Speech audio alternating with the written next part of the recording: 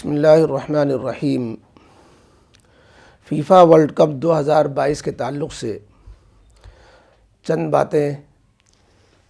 جو قطر کے تعلق سے بھی اسلام کے جو کھیل کے سلسلے میں جو اسلام کا نظریہ ہے وہ، اور کیا قطر کہ یہ عمل جو فیفا کے عنوان سے کر رہا ہے وہ اسلام کی عالمی دعوت کا حصہ ہے، ہمیں اس تعلق سے چند باتیں عرض کرنی ہیں۔ پہلی بات تو یہ ہے کہ فیفا ورلڈ کپ جو 21 نومبر سے تقریباً پورے ماہ چلے گا اور 18 دسمبر کو جا کے اس کا فائنل ہوگا،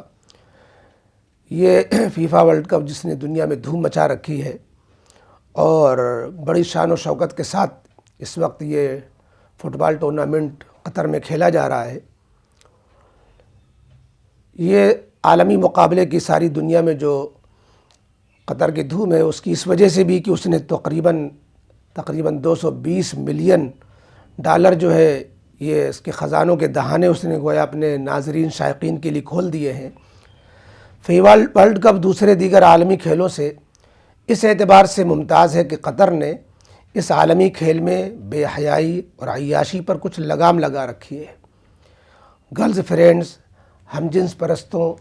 کے لیے دروازے اس نے بند کر دیے ہیں۔ شراب اور کھلی ہوئی بے حیائی عیاشیاں جو دوسرے جگہوں میں ورلڈ کپ کے موقعوں پر انجام دی جاتی تھیں اور اس کی عام چھوٹ ہوتی تھی، بلکہ ہر گناہ کے چوپٹ دروازے بلکہ گناہ کے مقابلے ہو جاتے تھے، قطر نے ان تمام چور دروازوں کو بند کر دیا ہے، جس کی وجہ سے مغربی دنیا اور غیر مسلم حکومتیں یہ بڑی چراغ پاں ہیں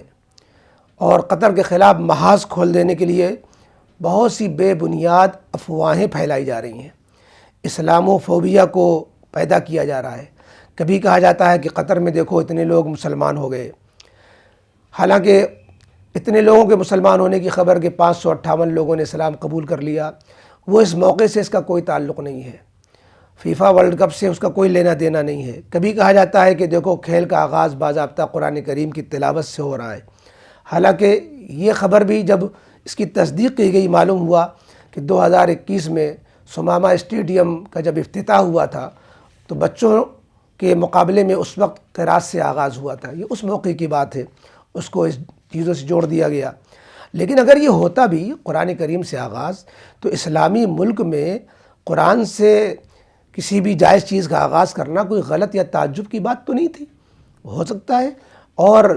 جس ملک میں آدمی جاتا ہے وہاں بعد میں جانے والے اور آنے والے وہاں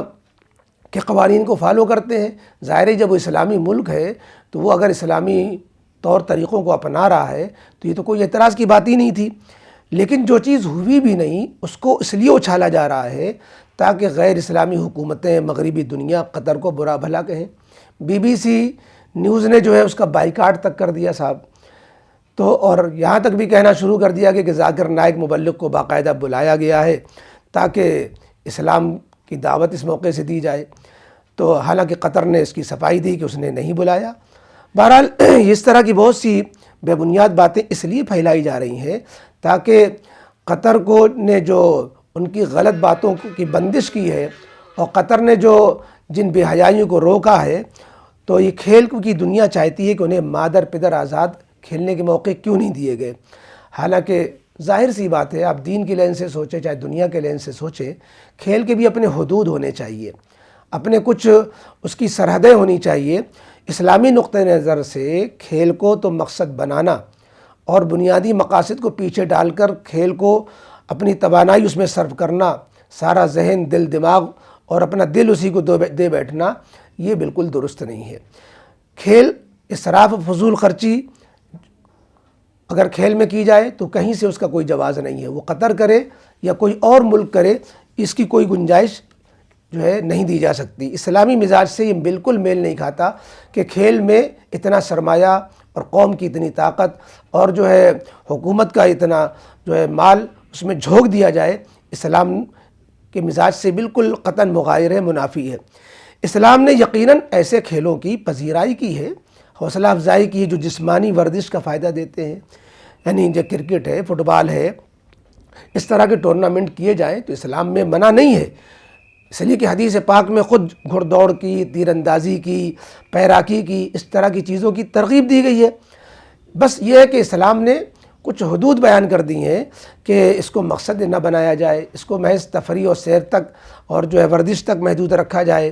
اس کے لیے بے تحاشا مال نہ خرچ کیا جائے، بنیادی اعمال میں فرق نہ پڑنے پائے، مرد و عورت کا مخلوط اجتماع نہ ہو، اس کے لیے نماز و عبادتوں کو قربان نہ کر دیا جائے، کھیل کے آڑ میں فحاشی اور رجحانیت، شراب نوشی، ان چیزوں کو جگہ نہ دی جائے، بلکہ معاش کے ذرائع کو چھوڑ کر کھیل کو بھی ذریعہ معاش نہ بنایا جائے۔ یہ ہے اسلام کا مزاج۔ لیکن دنیا کھیل کے آڑ میں کتنے کھیل کھیلتی ہے۔ یہ جو کھیل کے موقع پر بہت سی چیزیں ہوتی ہیں، اس میں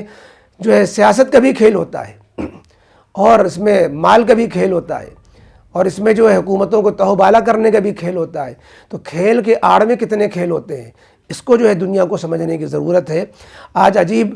ساری دنیا پہ بھوت چڑھا ہوا ہے، بھوت سوار ہے، کھیل میں دل دیے بیٹھے ہوئے ہیں، وقت گزار رہے ہیں پڑھائی سے بے فکر ہو کر کے اور عبادتوں سے بھی غافل ہو کر کے۔ تو کھیل کو اگر اس قدر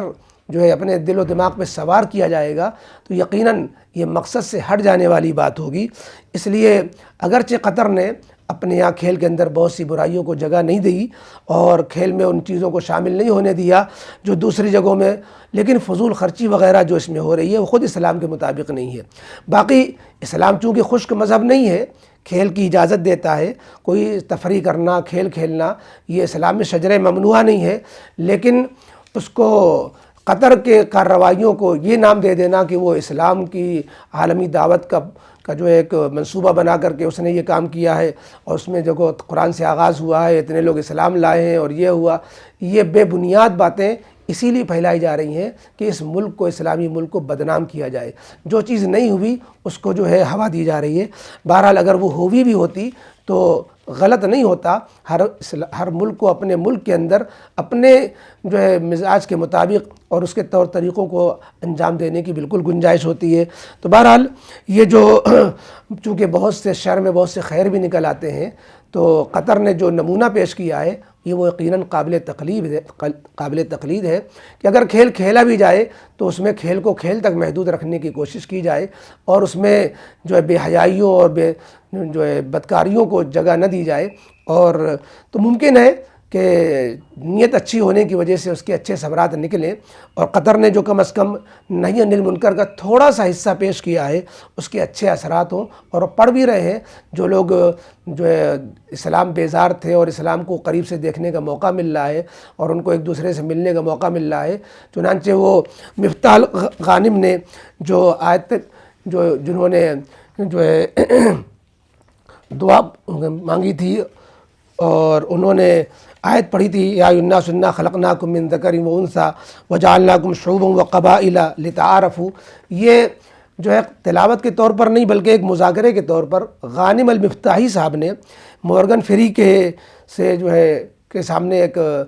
اسلام کی دعوت کے انداز میں، تعارف کے انداز میں ایک بات کہی تھی۔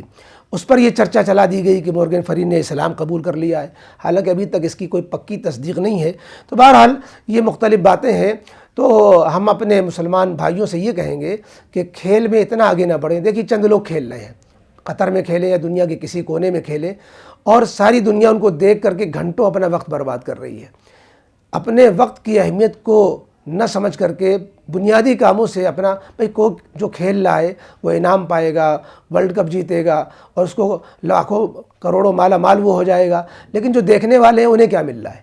اپنا وقت کیوں ضائع کر رہے ہیں؟ لہذا بنیادی چیزوں میں لگنا چاہیے۔ کھیل کو سیر و تفریح کی حد تک تھوڑی دیر کے لیے اگر اس کو کھیلا جائے، نہ کہ صرف دیکھا جائے، کھیلا جائے تو اسلام اس کو منع نہیں کرتا۔ تو ہم کھیل کو کھیل رکھیں۔ کھیل کے آڑ میں بہت سے کھیل جو ہو رہے ہیں اس سے اپنے کو بچانے اور اس طرح کی سازشوں سے ہوشیار رہنے کی ضرورت ہے۔